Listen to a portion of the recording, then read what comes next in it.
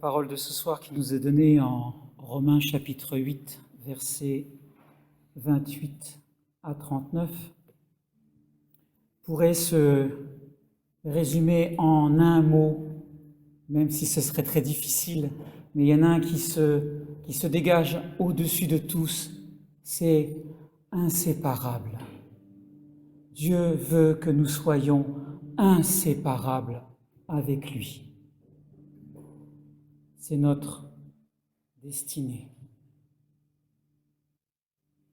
Et alors, ce serait bien compliqué d'essayer de faire un commentaire sur tous ces versets. Alors je vais faire volontairement le choix de ne parler que de ce qui se passe aux versets 29 et 30 et essentiellement des 4 termes qui sont abordés, c'est-à-dire prédestiné, appelé, justifié et glorifié. C'est déjà beaucoup, mais on verra qu'avec ces 4 termes-là, on comprend pourquoi on est inséparable de Dieu. Alors, prédestiné à quoi? Prédestiné à être semblable à l'image de son Fils. C'est ce que dit précisément le verset 29. Et comme le dit Éphésiens 1,4, être à l'image de son Fils, c'est être saint et sans défaut, comme l'agneau immolé. Quand on immolait un agneau, ou un sacrifice d'ailleurs, on regardait méticuleusement la bête qui allait être offerte, aussi bien à l'extérieur qu'à l'intérieur. On l'ouvrait pour voir s'il n'y avait pas de défaut aussi dans ses organes, s'il n'avait pas des os cassés, etc., etc. Sans défaut. Il y a un autre passage dans l'Écriture qui parle des animaux sans défaut, c'est l'histoire de la vache rousse. Et la vache rousse qui sert à un sacrifice très spécial dans l'Ancien Testament, on épluche chaque poil du pelage de la vache pour voir si on n'en trouve pas un noir, un gris ou un blanc, sinon elle n'est pas sans défaut. Vous voyez jusqu'à quel détail cela peut aller. Et donc, nous sommes prédestinés à être semblables au Christ, c'est-à-dire lui ressembler. En 2 Corinthiens 3, 18, on nous dit, nous tous, que le visage dévoilé par le péché, tout ça, ça va sauter par nos aveuglements, tout ça. Reflétons comme un miroir la gloire du Seigneur. Nous sommes transformés en la même image, de gloire en gloire, par le Seigneur, l'Esprit. Voilà comment cela va s'opérer.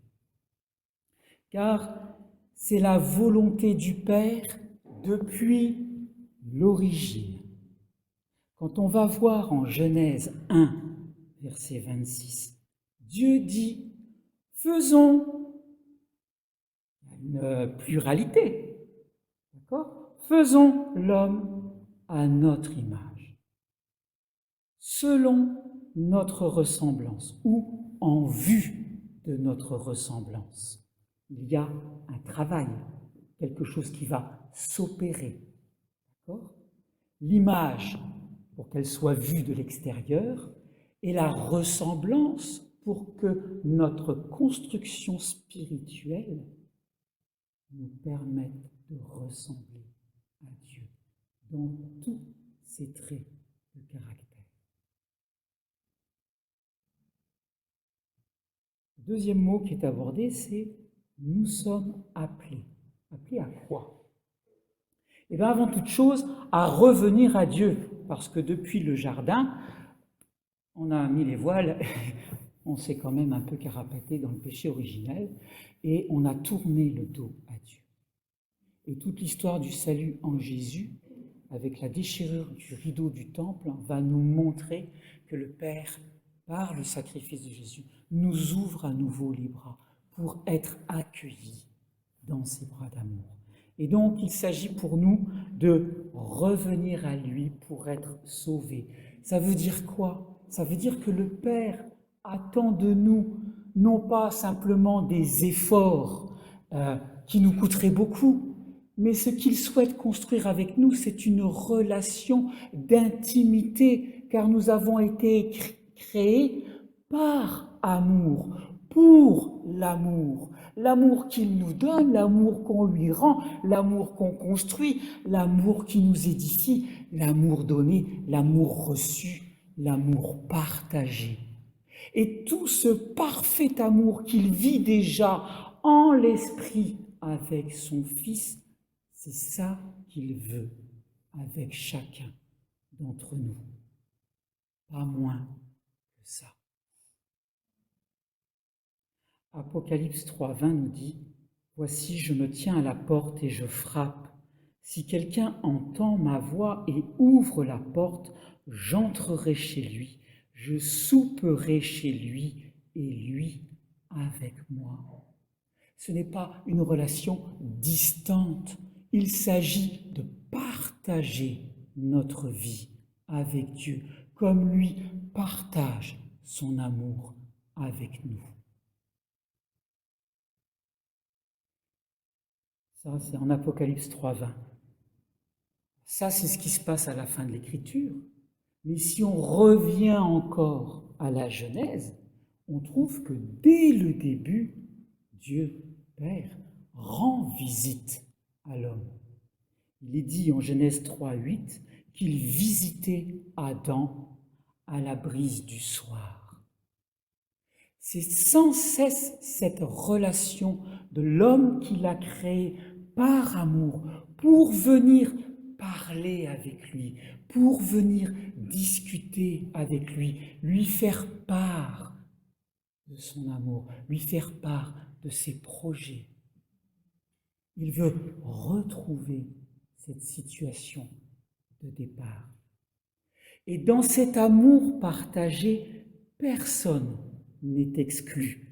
On le disait dans le chant de tout à l'heure à l'Esprit Saint, aucune nation, aucune génération n'est exclue de cette volonté de Dieu de partager son amour de lui vers nous et de nous vers lui. En Isaïe 55, verset 1. « Ô vous qui avez soif, venez vers les eaux, même celui qui n'a point d'argent. » C'est-à-dire que nous n'avons pas besoin d'avoir des choses, de constituer une sainteté, de constituer je sais quel effort pour retourner à Dieu, même les mains vides, même avec rien. On peut tourner notre cœur vers le Père pour recevoir son amour. Et Jésus dit en Matthieu 22, 9, « Allez donc au carrefour et invitez aux noces tous ceux que vous trouverez. Nous-mêmes, sans rien, mais tous les autres avec nous. Tous ceux qui n'ont rien, tous ceux qui sont perdus sur des sentiers qui ne mènent à rien, sur des carrefours de vie sur lesquels ils sont incapables de prendre des décisions, de faire des choix. Tous ceux-là sont invités aux noces que Dieu propose. Au temple, jour de la grande fête et devant la foule en Jean 7, 37, Jésus, debout, s'écria, « Si quelqu'un a soif, qu'il vienne à moi et qu'il boive. » Il s'ouvre et il se donne à boire et aussi à manger. On le verra dans l'Eucharistie, d'accord ? Mais il transforme cette parole prophétique par l'acte qui va se passer à la croix et se transforme en source de vie. Jean 19, 34, un des soldats lui perça le côté avec une lance, et aussitôt il sortit de l'eau et du sang. Il donne toute sa personne pour que nous soyons abreuvés de son amour, et que tout pécheur qui vienne au pied de la croix et qui ouvre son cœur, qui ouvre son esprit à Jésus, est complètement inondé par l'amour qui sort du cœur de Jésus et qui n'est autre que l'amour du Père déversé sur nous. Troisième terme qui est abordé, c'est le mot justifié. Justifié par la foi. Il y a tous des discours en Paul qui nous montreront comment faire bien la distinction de la justification par la foi, qui est différente de la justification par les œuvres. Il faut croire plutôt que faire. Ça ne veut pas dire qu'il ne faut pas faire, mais la justification se fait par le fait de croire en Jésus. En Genèse 15, 6, c'est toujours bien de repartir au début, voir ce qui se passe. Abraham crut en l'Éternel, qui le lui compta comme justice. Pourquoi ? Pour être en paix avec Dieu. Car à l'époque d'Abraham, le monde n'était pas en paix avec Dieu. Il y avait énormément d'idolâtrie, énormément de violence et de guerre. Pour être en paix avec Dieu, en Romains 5, 1, on nous dit « Étant donc justifiés par la foi, nous avons la paix en Dieu. » La justification nous amène la paix. La paix, c'est aussi l'autre nom de Jésus. Le fait de croire en Jésus nous amène aussi la paix en nous.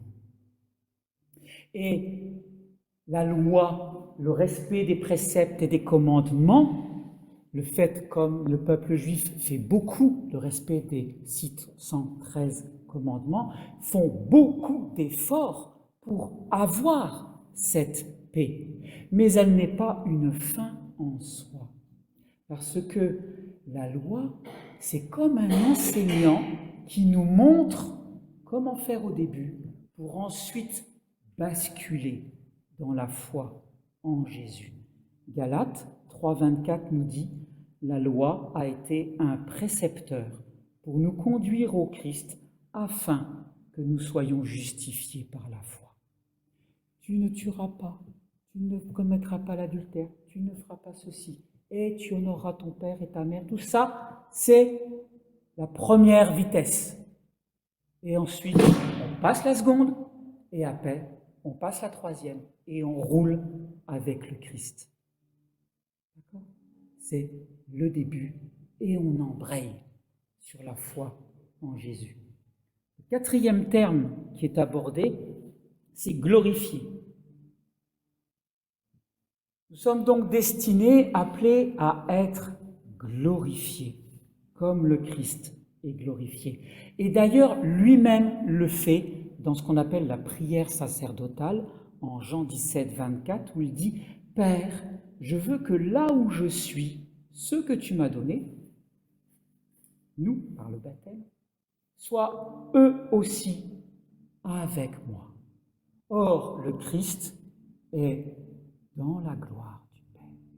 Il a été glorifié par le Père. Et si le Christ veut que nous soyons avec lui, il veut aussi, dans la volonté du Père, que nous soyons dans cette même gloire. Matthieu 13, 43 nous dit « Alors les justes resplendiront comme le soleil dans le royaume de leur Père. » Nous aurons la même gloire que le Christ a reçue, qui resplendiront sur nous, qui resplendira sur nous. Comment cela est-il possible ? On trouve la réponse en Philippiens 3, 21. Lui, Jésus, transformera notre corps humilié en le rendant semblable à son corps glorieux, par le pouvoir efficace qu'il a de s'assujettir tout. Toute cette puissance lui a été donnée par le Père, parce qu'il s'est fait le plus humble. Donc le Père veut, depuis la fondation du monde, quand il a créé l'homme dans cette pluralité en disant « faisons l'homme à notre image », le désir du Père, c'était, et c'est toujours, et ce sera toujours, que nous soyons inséparables de son cœur. Et comme on s'est un peu trompé avec le péché, comme on a été un peu poussé à faire des âneries, il nous a donné son Fils pour tout rétablir dans cette volonté que nous ne soyons jamais séparés de lui. Amen.